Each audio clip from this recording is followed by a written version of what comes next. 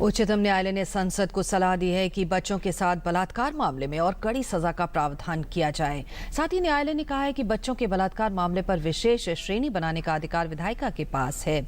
यौन हमलों की बढ़ती घटनाओं को देखते हुए सुप्रीम कोर्ट में एक जनहित याचिका दायर की गई थी, जिसमें मांग की गई थी कि बच्चों से रेप करने के दोषियों को कठोर सजा का प्रावधान हो। याचिका में मांग की गई है कि महिला और बाल कल्याण मंत्रालय को ये दिशा निर्देश बनाने का आदेश दिया जाए, जिसमें बच्चों को यौन दुर्व्यवहार से बचाने और बच्चियों से रेप करने वालों को कठोर सजा देने के नियम हों। 11 जनवरी 2016 सहारनपुर में 3 लोगों ने 11 साल की बच्ची का बलात्कार और हत्या का जुर्म कबूल किया। 17 अक्टूबर 2015 दिल्ली के नांगलोई में 2 लोगों ने 2.5 साल की बच्ची का बलात्कार किया। 17 अक्टूबर 2015 दिल्ली के आनंद विहार में 3 लोगों ने 5 साल की बच्ची का बलात्कार किया। 16 अगस्त 2015 मुंबई के मलाड में स्कूल बस के अटेंडेंट ने 3 साल की बच्ची का रेप किया। पिछले कुछ सालों में बच्चों के खिलाफ यौन अपराध बेतहाशा बढ़ रहे हैं।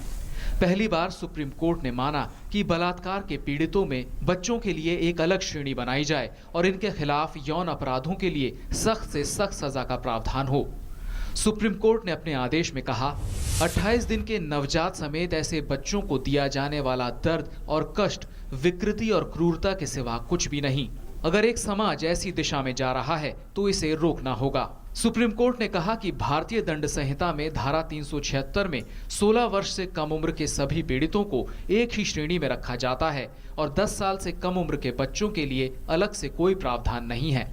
हालांकि सुप्रीम कोर्ट ने जनहित याचिका के उस हिस्से को ठुकरा दिया जिसमें ऐसे जुर्म के दोषियों का बधियाकरण किए जाने की मांग की गई थी। अगर ये क्राइम राइज को नीचे करना है या डिटरेंट मान के लेके जाना है तो इन लोगों के खिलाफ अगर केमिकल कैस्ट्रेशन पनिशमेंट लागू करते हैं तो जो आदमी करता है तो वो 10 बार सोचेगा कि अगर मैं ऐसा हत्या करूंगा तो उसका कॉन्सिक्वेंस क्या होगा। But they find that chemical castration or castration as such is too harsh a punishment. So let us see what the parliament, how it takes a call.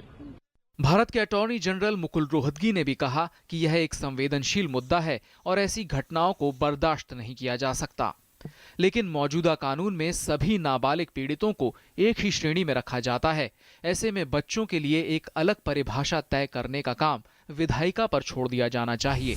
2012 में बच्चों से बलात्कार की 8,541 घटनाएं हुई थीं। 2013 में यह आंकड़ा 12,363 तक पहुंच गया। 2014 में ऐसी 13,766 वारदात दर्ज की गईं। बच्चों के खिलाफ यौन हिंसा के मामलों को रोकने के लिए 2012 में protection of children from sexual offences act पारित किया गया।